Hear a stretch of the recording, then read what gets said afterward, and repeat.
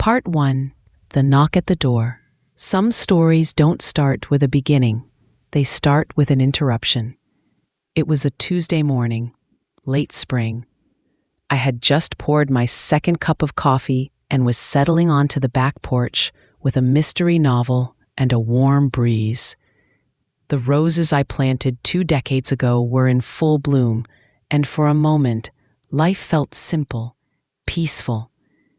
Then came the knock. 3 soft raps at the front door. Not urgent, not aggressive, but somehow strange. I rose, reluctantly, and answered. A woman stood there, maybe in her early 50s. Slender, nervous hands, chestnut hair, graying at the temples. She held a small purse and an envelope. "Are you Sarah Jacobs?" she asked. "I am." She took a breath. I think I'm Nick's birth mother." My throat closed. I didn't speak. I couldn't. She glanced down, fumbled with the envelope. "I'm not here to cause trouble. I've been thinking about him for over 30 years. I know I gave up my rights. I know I don't deserve anything, but I had to try." I blinked at her, trying to find my footing in a world that had tilted sideways. Nick, my son, the baby I held on the first night he came home from the hospital. The toddler who clung to my leg when strangers came near. The boy who scraped his knee learning to ride a bike.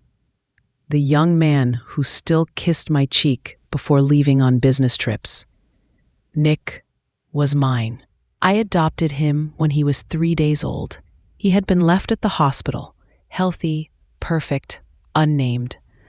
I had waited 5 years after the loss of my only child to even consider adoption. And when I held Nick, I knew. I didn't need biology to love him.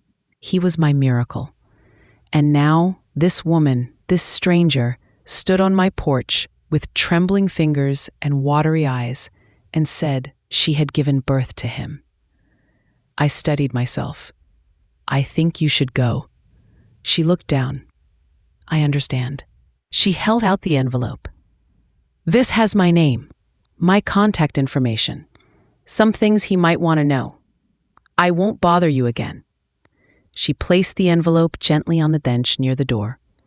Then she turned, walked down the steps, and disappeared. I didn't tell Nick, not at first.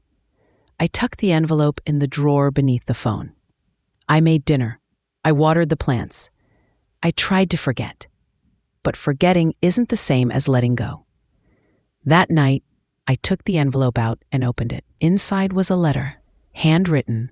"Dear Sarah, my name is Monica James.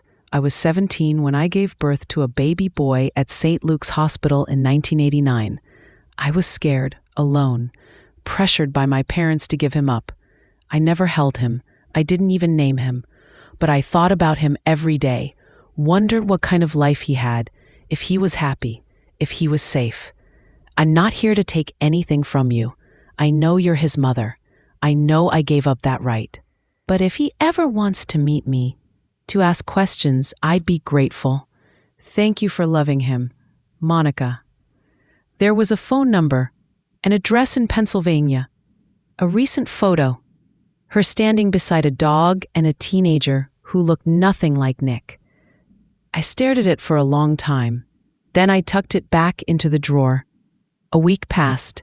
I told myself I wouldn't bring it up. Then one evening, Nick stopped by. He brought groceries, kissed my cheek, made us dinner, pasta with too much garlic. Just the way I liked it. We were washing dishes when he said, "Mom, you okay? You seem distracted." I paused. I could have lied, but I had never lied to him. "There's something I need to tell you." We sat at the kitchen table. I handed him the letter. He read it slowly, twice, his face blank. Then he looked at me. "Do you think it's real?" "I think so." He nodded. Silence. Then, "I want to meet her." I didn't breathe. "Not because you're not my mom, He added quickly, "You are. You'll always be. But I've wondered who she was, why she left." My chest tightened. I forced a smile. "Then we'll figure it out." But inside, something cracked, because I had spent 34 years being his whole story, and now I was only part of it. Part 2, the past we never spoke of. Monica called on a Thursday. Nick had left a voicemail, said he'd reached out to her, that they had spoken briefly. He didn't sound angry or even overly emotional, just curious, measured. She was kind, he said, nervous, said she didn't expect to hear from me. I nodded on the other end of the line, heart hammering in my chest. She asked if I'd want to meet in person. I gripped the phone. "Are you going to?" "Yes," he said. "Tomorrow." I didn't sleep that night.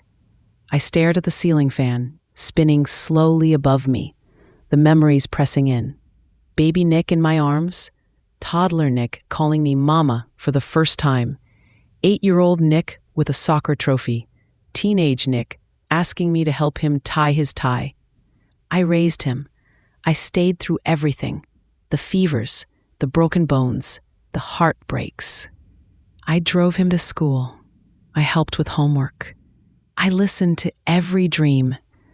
She was a footnote, a shadow, and now she was becoming real. Nick met Monica at a cafe.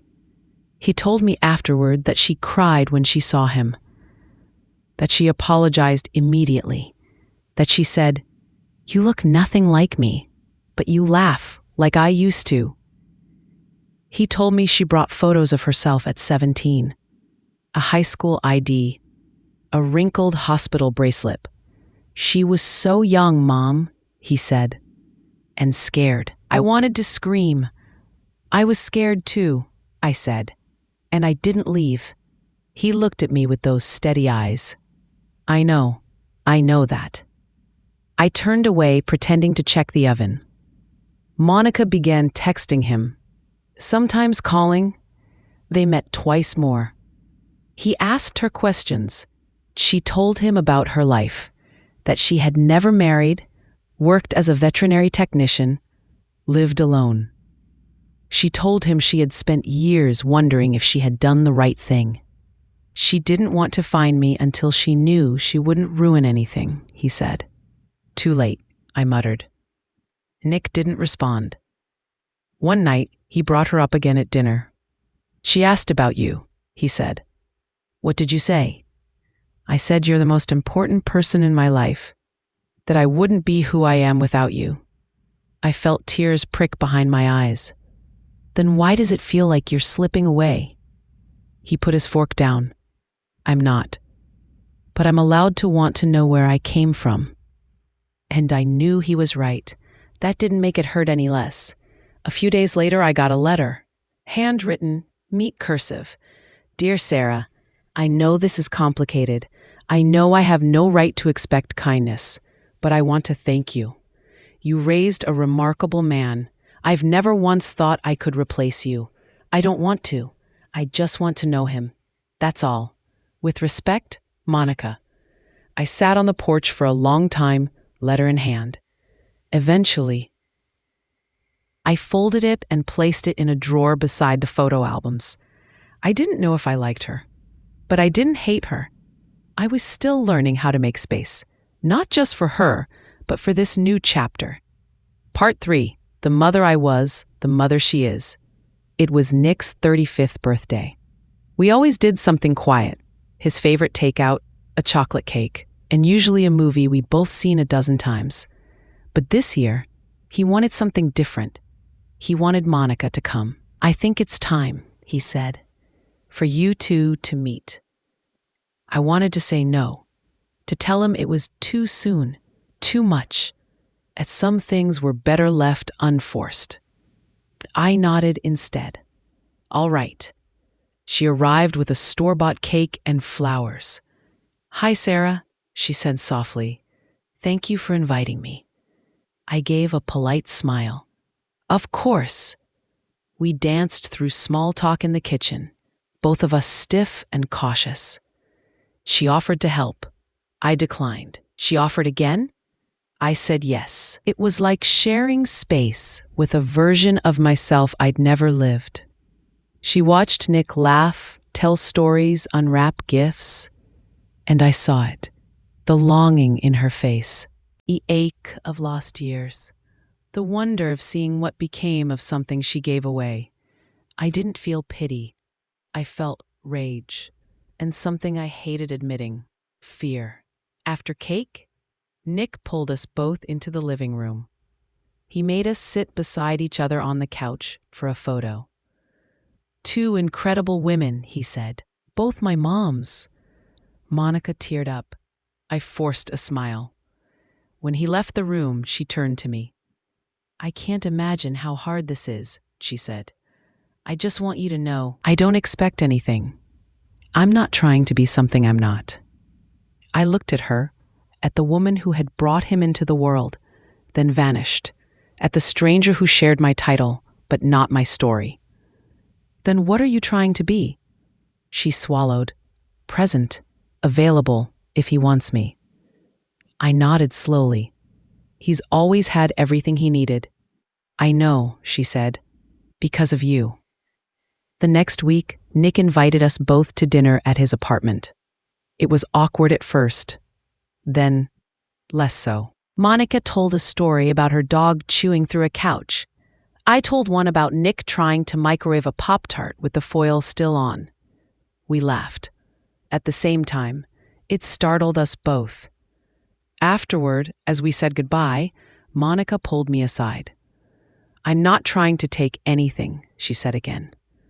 I finally met her gaze. "You already gave everything up. I know that. I didn't expect to have to share him now." She nodded. Neither did I. That night, I sat with an old scrapbook. Pictures of Nick from every year. Every smile, every Halloween costume, every Christmas morning. And I thought, she missed all of this. She would never get those years back. But neither would I, if I let this wedge drive us apart.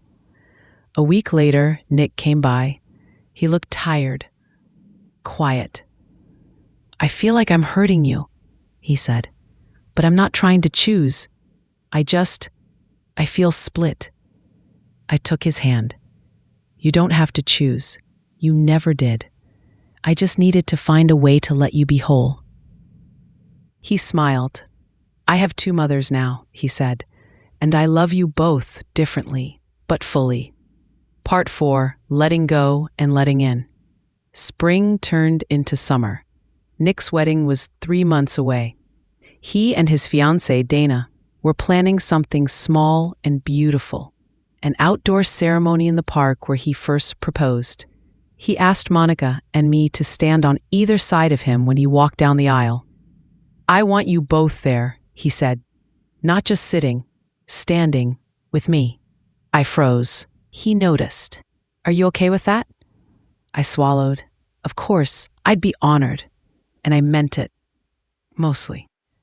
In the weeks leading up to the wedding, Monica invited me to coffee. Just us. I almost said no, but I didn't. We sat at a quiet cafe by the lake. I ordered tea. She ordered black coffee. We didn't talk about Nick. We talked about books, about being in our 60s, about losing parents, about starting over. And then she said it. "I know I don't get to be in the photo albums, but maybe I could be in one frame going forward." It was said so softly I almost missed it. But I didn't. I reached for her hand. "I think there's room for one more album." She smiled. It was genuine, relieved, maybe even grateful. The wedding day was warm, breezy, wildflowers everywhere. Nick looked radiant, happy, whole. Dana wore a blue dress and Converse sneakers. Her smile was brighter than the sun. I stood on his left, Monica on his right. And when he turned to say his vows, I realized something I never expected. I wasn't losing anything. I had already gained everything. He had love, he had clarity, he had roots, and now the full story of where he came from. The reception was laughter and dancing and chocolate cupcakes. Monica and I sat beside each other during the speeches. When Nick toasted us both, he said, "To the mother who raised me and the mother who gave me life, you both made me who I am, and I wouldn't change a thing." We held hands under the table. Weeks later, we took a photo. Nick in the middle, Monica on one side, me on the other. 3 people who had taken a long road to get here and made it. I framed that photo. It sits beside one from the day I brought him home from the hospital. 2 mothers, 1 son, and a love big enough to hold us all. The end. And